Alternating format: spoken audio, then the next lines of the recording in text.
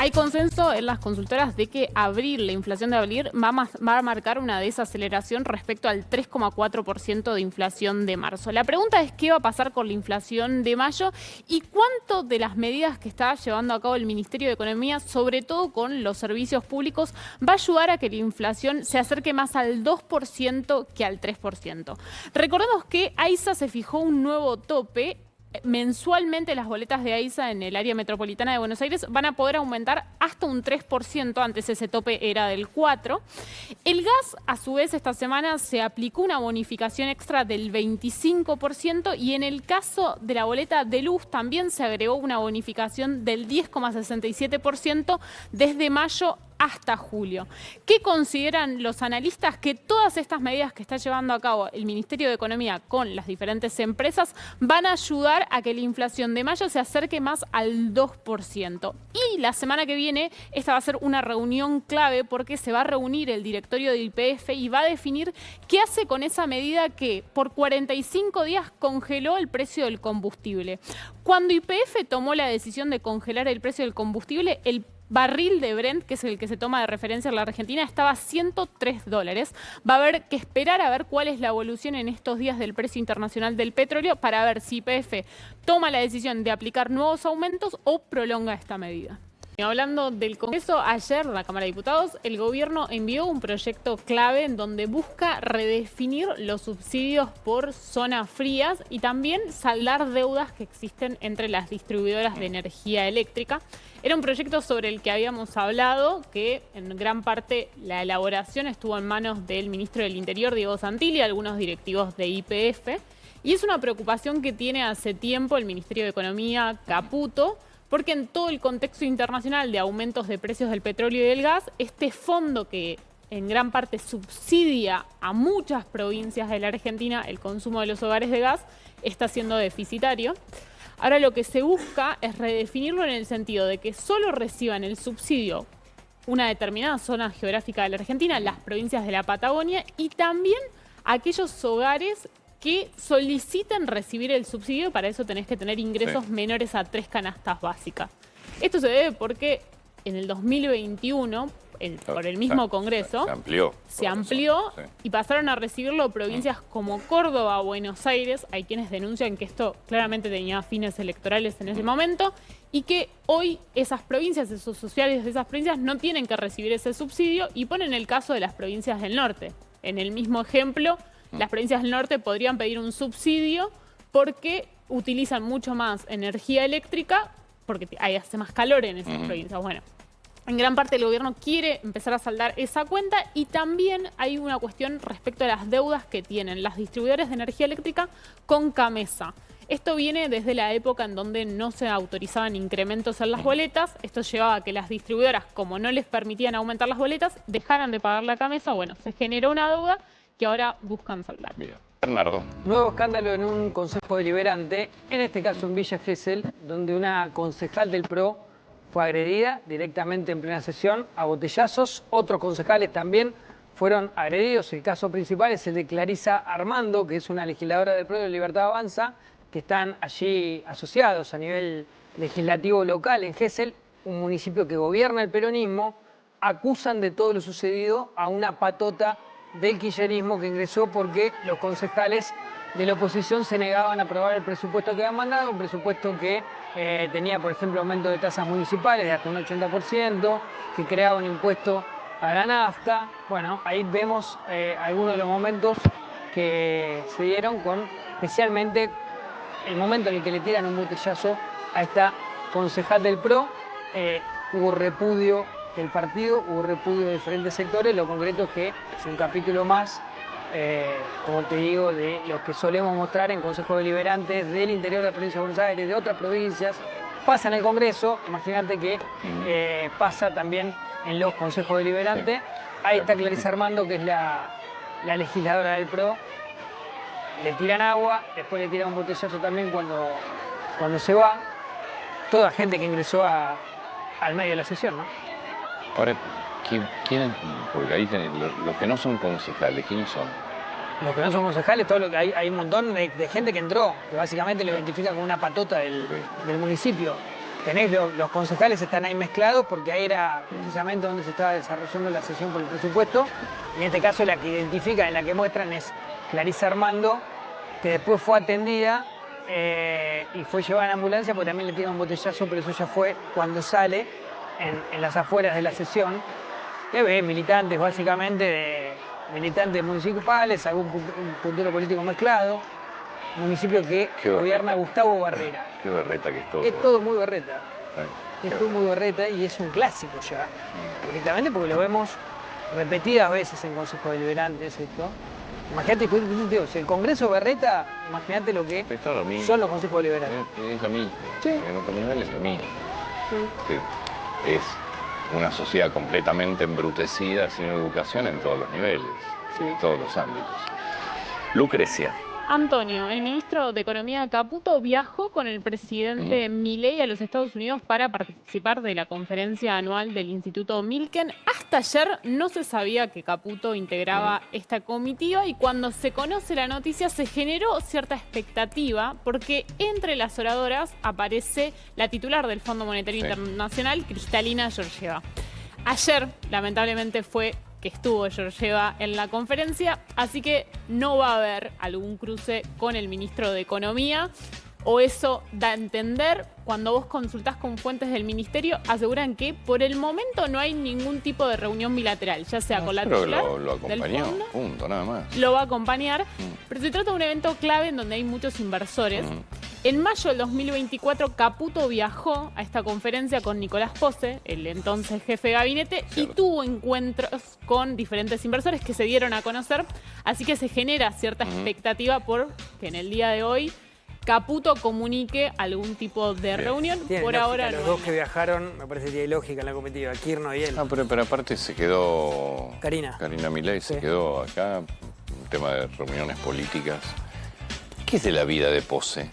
No sé, habría que averiguar. Recuerda, pero... ¿no? Fue el primer jefe de gabinete, compañero siempre de... perfil muy bajo. Compañero de Javier Milei en su momento en Corporación América. Igual, claro, hizo toda una vida en el sector privado.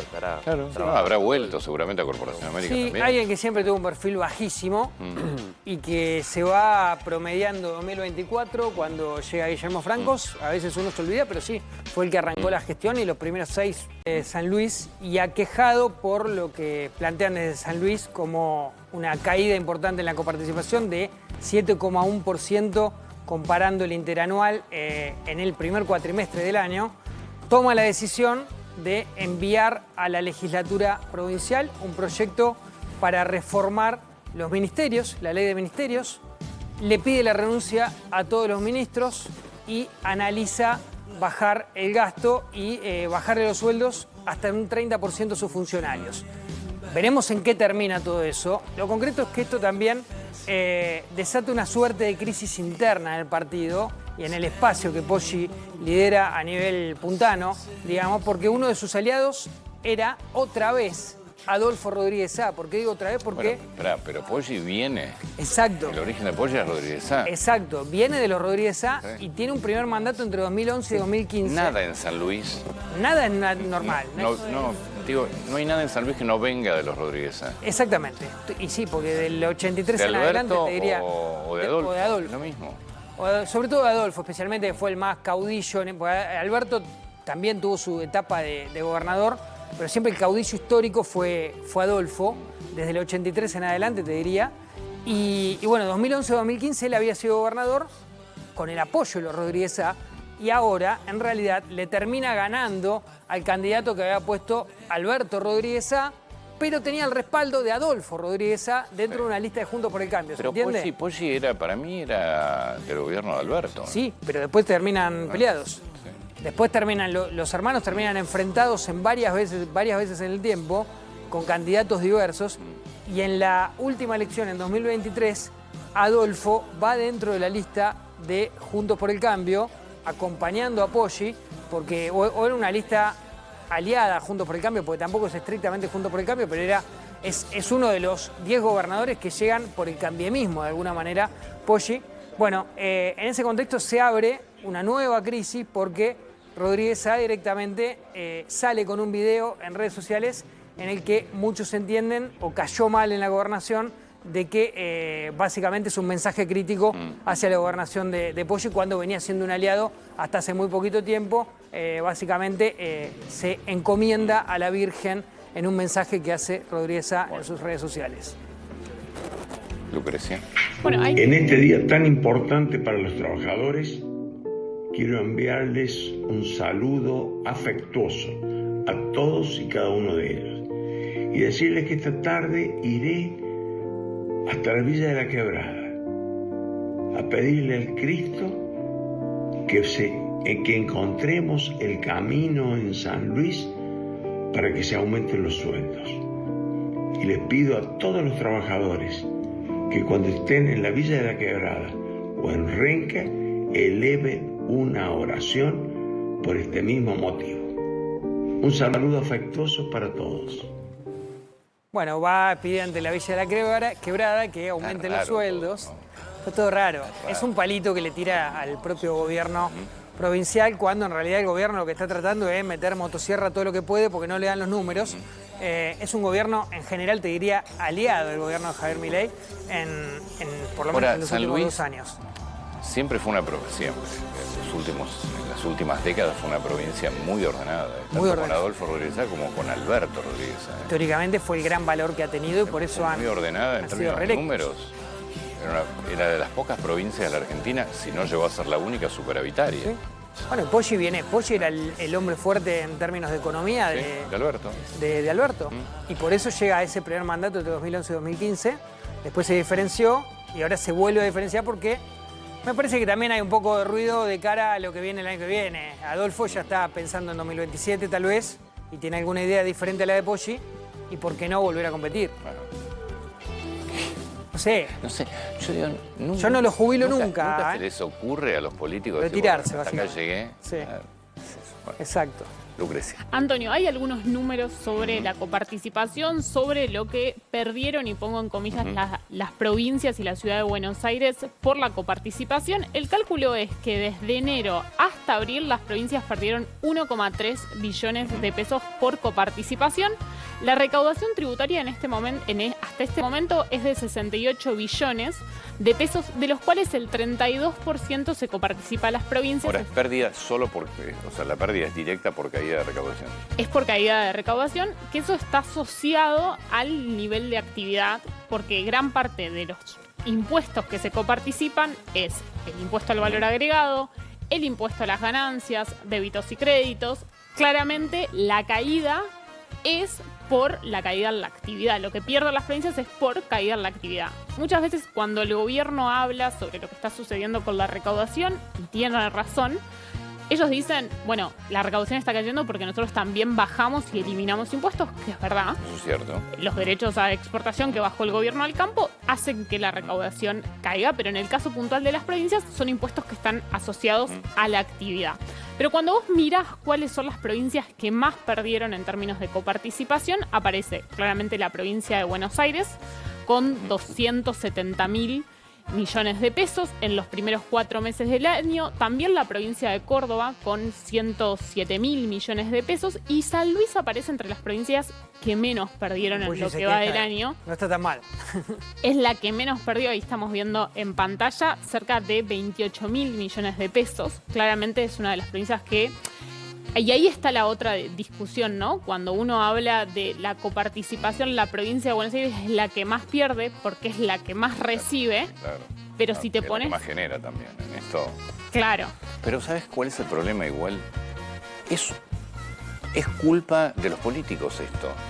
Porque la Constitución del 94 te establecía 2 años máximo para tener una nueva ley de coparticipación. No se ponen de acuerdo para sentarse todos los gobernadores, decidir... O sea, por nuestra Constitución, vos tenés que tener una nueva ley de coparticipación hace 30 años, 40 años. No se ha hecho. Y Kicillof debería ser el más interesado en que esto se discuta, rediscutir la coparticipación, pero ahí tenés intereses en conflicto, porque las provincias que menos generan y que hoy son las que más reciben de coparticipación, entonces, no van a tener ningún tipo de interés de sentarse a discutir con las otras. En esto hay que reconocerle a Menem su visión muchas veces. En un día van a tener que decir, che, ¿y no será la hora de hacer regiones en la Argentina? Porque obviamente hay provincias que no tienen la misma capacidad de generar ingresos. Vos no lo podés pedir a Chaco, a Formosa, más allá de los dueños de esas provincias, pero más allá de todo, vos no le podés pedir a Formosa que produzca lo mismo que Buenos Aires o que produzca lo mismo que Santa Fe o Córdoba. Es un esquema solidario la coparticipación. Y tal vez tengas que regionalizar el país, qué sé yo. Hay una cuestión, Antonio. Alguna idea deberían en un momento, pero la culpa es de los propios políticos que no se sientan a discutir nada. Y esto es una discusión de años y que no se va a saldar en el corto plazo. La cuestión está es que si empezamos a mirar los meses que vienen, se va a generar otro problema con la coparticipación porque vos ahora en julio tenés la actualización del impuesto a las ganancias. Y hoy tenés sueldos que quizás están corriendo por detrás de la inflación y los pisos de ganancias se van a actualizar por la inflación. Esto te va a generar que las provincias reciban menos de lo que están recibiendo ahora y va a ser otra de las cuestiones que va a tensionar las cajas de los gobernadores que van a tener que empezar a recortar gastos. En términos reales, ¿cómo fue la caída? Del 5,6%. Bueno, pues Poggi dice hay 7,1 en el caso de él. cálculos. Sí, yo quiero saber igual, Medio muchas provincias subieron ingresos brutos. Sí. Eh, Sí, sí, sí. Que eso es netamente provincial. Ni hablar de las tasas municipales, ¿no? Bueno, es que cuando se discuta una reforma tributaria, que hoy la verdad es que si bien desfilan por el Ministerio de Economía algunas personas que le escriben algunas cuestiones puntuales al gobierno sobre impuestos, tiene que haber una discusión integral en donde la reforma incluya ingresos brutos, tasas municipales, porque de otra manera esto no va a salir.